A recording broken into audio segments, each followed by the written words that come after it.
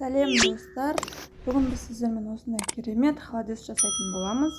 Видеоны соңына дейін қараңыздар және арнама тіркелуді ұмытпаңыздар. Ол үшін біз осындай сиырдың аяқтарын алып, оны осылай жуып, тазалап, жақсылап ыдысымызға салып аламыз. Мен бұл жерде сиырдың бас сүйектерінен де кішкене қостым. Міне осылай жақсылап суға батқанша, еттеріміз суға батқанша су құйып, осылай қайнатып аламыз. Қайнап шыққаннан кейін оның көбігін алып, 5-6 сағатқа қайнатуға қоямыз. Міне менде 5 сағат қайнап шықты.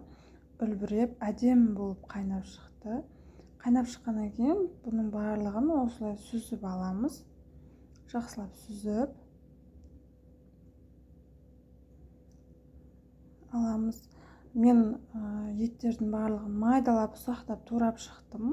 Сіздер қаласаңыздар, ет тартқыштан өткізсеңіздер де болады. Бірақ маған осылай туралған ұнайды. Сол себепті мен ұсақтап, майдалап, турап шықтым. Сіздер өз қалауларыңыз бойынша жасасаңыздар болады. Етті сүзіп алғаннан кейін астында сорпасында бір сүзіп алыңыздар, өйткені астында ұсақ сүйектері болуы мүмкін. Міне етімізді ұсақтап, майдалап турап алдық. Енді осыған 2 жуамызды немесе 2 пиязымызды ұсақтап, майдалап турап аламыз. Кейбір жерлерде жуа дейді, кейбір жерлерде пияз дейді. Пиязымызды жақсылап ұсақтап турап аламыз.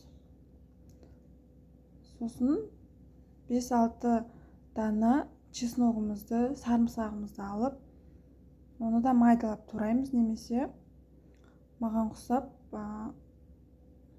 езіп салсаңыздар болады.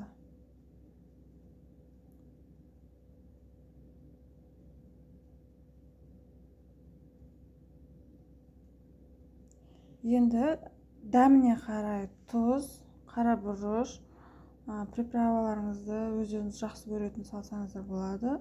Қара бұрышымыз, сосын 3-4 жапырақ лавровый лист, лавр жапырағынан да қосыңыздар. Өте керемет, әдемі болып шығады. Енді осыны тағы да 1 сағатқа отқа қоямыз. Ақырын отта жаймен деп қайнатамыз. Міне қайнап болған холодесімізді осылай тарелкаларға немесе пиала, кеселерге құйып қаттыға қоямыз. Маған осылай тарелкалар ыңғайлы, сол себептен осындай үлкен-үлкен тарелкаларға салдым. Немесе осылай көріп тұрғандарыңыздай пиалаға салып, осылай дастарханға ұзатсаңыздар болады.